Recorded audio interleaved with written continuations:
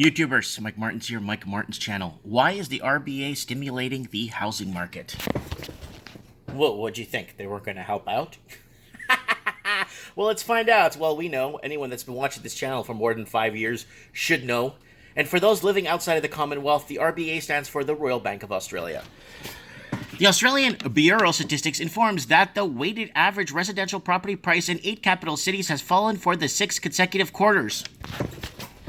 6? That's not that bad. London's in 27, 22, 23, 24 quarters. People keep messaging me and asking me, Mike, when are Sydney and Melbourne prices coming back to reality? When it goes back every fake propped quarter. Look at Perth. Perth is at what, 18, 20 quarters of retraction? Sydney and Melbourne have a long way to go to get back to reality. And that's your answer. It will go back to reality, and it'll go back to average incomes could own average homes, not $2 million for some... Never mind, I'm not going there. 8 capital cities has fallen for the 6th consecutive quarter to June. We have not seen such a negative sequence in the last 30 years. Sydney prices fell 0.5% in the last quarter and a 9.6% over 12 months. That's in some areas. Some areas are looking at 16%, by the way. In real terms, see chart below. Prices Australia-wide rose 85% over the 30 years from 1970. Remember, guys... Remember, Australia's been in, their housing market's been in a bull run since 1975. And Barry White was still alive and he made an album that year. 1970 to 2000. But then capulated by the massive 133% in the next 17 years to peak the third quarter of 2017. Remember, that's when the capital outflows in China stopped flowing. That last period represents an annual compound real growth of around 5%. Little wonder that aspiring markets entrants complain to their parents, to their generation, wrecked their opportunity of owning their home. Not even that.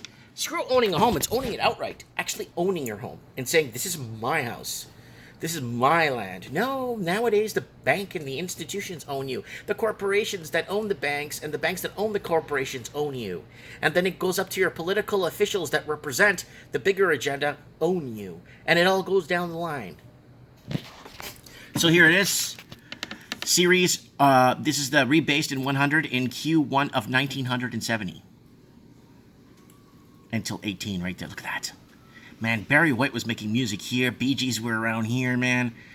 You know, and that's when we basically went off the gold standard right here. Right here we went off the gold standard. And then banks in Australia became deregulated about right here. I think it was here. In the 80s, I can't remember. Comment below and then boom, boom, boom, bam! There you go, people. Incidental evidence suggests that the prices have started to rise again in the September quarter. This follows 2 interest rate cuts by the Reserve Bank to the lowest level in history, 1%. Yeah, that's nice. Why did the bank do this? House prices, particularly in Melbourne and Sydney, remain absurdly expensive relative to the median incomes.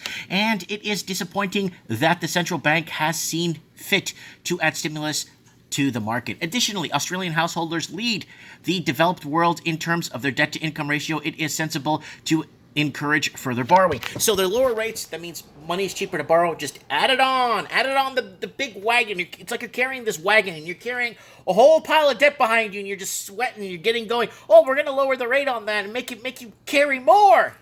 We're going to extend your barrel an extra 5 feet, or your wheelbarrow an extra 5 feet so you can carry more. Woo! Well, that's what's happening, guys. That's what they're doing, encouraging further borrowing to a debt-strapped society. And their debt-to-income ratio per family is huge. It's absorbent. But Canada's catching up, too. Canada's getting there. The Canadian boomers have tapped into their liquidity in their homes that they built over the 70s, 80s, and 90s to bail out their kids and buying them their first homes. It's not looking good right now in Canada either. So don't be laughing if you're living in Canada, because it's going to get a lot worse before it gets any better. The Australian economy is certainly slowing, but it's hardly tumbling into an abyss. It seems that the politically sensitive nature of housing has helped spur the Reserve Bank in action. Australia has not yet reached the desperation phase of negative official interest rates quantitative easing. So negative rates, it's going to happen once they ban cash. Once they ban cash, physical cash, transit cash, the stuff under your pillow, the stuff you keep under your mattress that your grandma used to keep under the mattress because your grandma never trusted banks, well, they're going to ban that. And once they do, they can make total control of your money. And they're going to make it almost next to impossible to transfer to different banks if you decide to. They're going to make it so impossible that they're going to ask you to fill out 40, 50 forms. They're going to have to hire an accountant just to change bank accounts. I said it here first. We have an uneasy feeling, such as thoughts of running through the mind of the governor of the Reserve Bank. In recent speech, he said, we are seeking to understand what is going on here. Yeah, I think they need to start hiring and putting business people into place. People that took risks with their money, that understand what is really going on. So they could reverse that understanding. Because a lot of these people get rich off understanding the flaws in the system. Right? He was referring to strong job growth, but slowing economic growth, no growth consumption per person. It is exactly confronting that the man in charge is pulling the interest rate levels levers and potentially initiating QE, is struggling with the economic message. Sorry, guys, I can't read. Access Global Multi-Asset Investment Strategy. Parford seeks to provide a stable stream of real returns over the long term with low absolute volatility and significant downside protection. To find out more, click on the contact below. Okay, guys, this is just, I'm reading this article. I'm giving you guys a little heads up. Now, here's the deal with this. This is a big problem, okay? Now, this repo buyback that's happening right now in the United States of America, they're over lending what the value of the collateral is, in my opinion. And that's why you're seeing huge disruptions right now in the Dow and the S&P. And that's why you're seeing, I think they're overvaluing the value of the collateral. So they're lending out more than what the collateral is valued at for rebuyback. So this is going to be a very interesting little bit of deleveraging we're going to start seeing soon.